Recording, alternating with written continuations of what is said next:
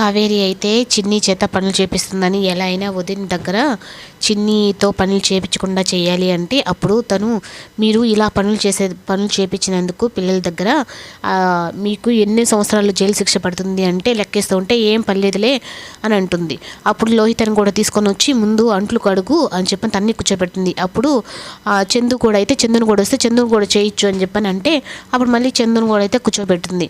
అప్పుడు ఇంకెందరూ కడుగుతూ ఉంటుంటే అప్పుడు కావేరి అయితే ఇప్పుడు ఎలా ఉంది బ్రో అని చెప్పానంటే నా మేనకోడలకి కష్టం తగ్గించావు అని చెప్పని అనేసి అక్కడి నుంచి అయితే వెళ్ళిపోతాడు.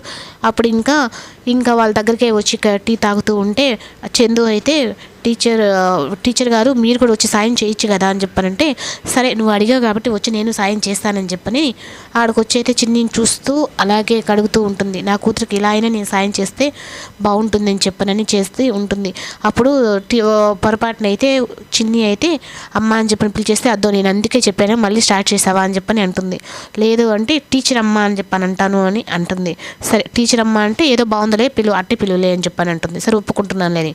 అప్పుడు చందు కూడా అయితే నేను టీచర్ అత్త అని అంటానంటే నీ జుట్టు పెరికేస్తానని చెప్పని చందుకైతే వార్నింగ్ ఇస్తుంది. ఇంకెక్కడంతా అయిపోయిన తర్వాత తనైతే చాలా సంతోషపడుతూ ఉంటే భారతమ్మ అయితే నీ కూతురుతో గడిపిన కొద్ది క్షణాలు చాలా సంతోషంగా ఉన్నావు నువ్వు అని అంటూ ఉంటే లేదా అంటే నేను నా కూతురుతో శాశ్వతంగా ఉండాలి అని చెప్పని అనుకుంటున్నాను. అది నేను ఎప్పుడు నిర్దోషిగా బయటపడతాను అని చెప్పని బాధపడుతూ ఉంటుంది.